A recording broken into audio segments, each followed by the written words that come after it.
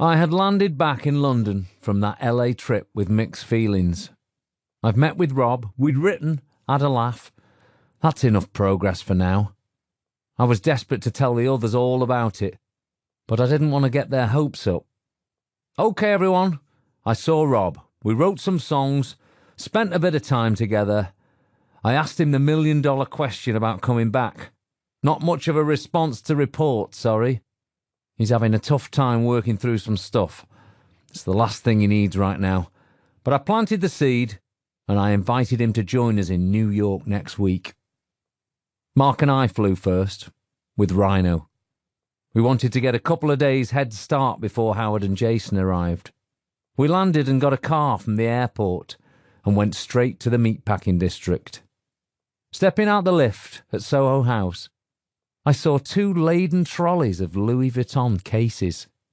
I turned to Mark and said, "Blimey, someone's got some bags here." From behind one of these towers of bags appears Robbie. I can't believe it. He's turned up. Mark gives Rob a hug. He won't let him go. It's lovely to see great big Rob and little Mark together, the band's nippers. I think Mark had put up with us 3 for the last few years. I suspect he was always missing Rob. They were as thick as thieves back in the day. I say, "Rob, the studio's only down the road. Rhino's setting up. Fancy it?" We write The Flood that day. I have an instrumental, no melody, no lyrics. Rhino sets up 2 mics above us all, and we riff. An hour later we play it back, and right in the middle is this fabulous hook. We dive back in, find the verse, write the bridge. Rob opens up his laptop, and as the screen turns on, there's this blanket of stickies all covered with lyric ideas, mined from Rob's paranoia and genius. Another half hour passes. We've got some lyrics. Rob wants to go in the vocal booth. We all do, and we're scrapping over who'll be in there next. These are the best moments when you're a writer. You're circling your prey, you're high on it. More humming, more tapping away at lyrics, more grins and high fives. It's done. It feels like a battle song, one that we could sing with one arm in the air, feeling like kings.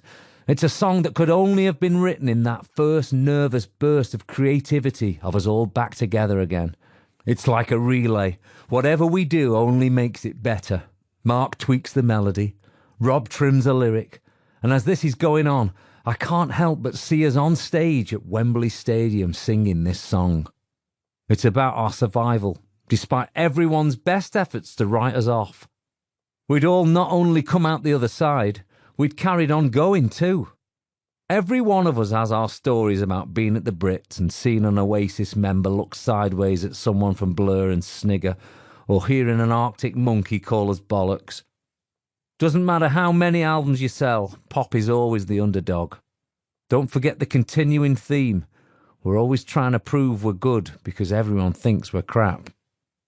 The party gets better. Howard and Jay arrive, and another wave of creativity begins. Howard and I, when we're out in a club, we do what we've always done since the first time round. He'll tap on my arm and say, "Ooh, I like this. Yeah." And the 2 of us will have a magic little moment of grooving to some ace beat. It's a little thing we've always done. "Hey, this bit." And off we go. Heads nodding and grinning. Howard's interesting to write with because he thinks like a dancer and a DJ. There's a track that happens in New York when we're meant to be on Mark's stag. Howard and I get up, and while we're still at Soho House having breakfast, he says, "Gaz, I want to come down early today. Because there's 5 of us now. It's hard for me to get my ideas in. And so if I come down with you, we can start it together. Then I've got my ideas in before everyone else arrives."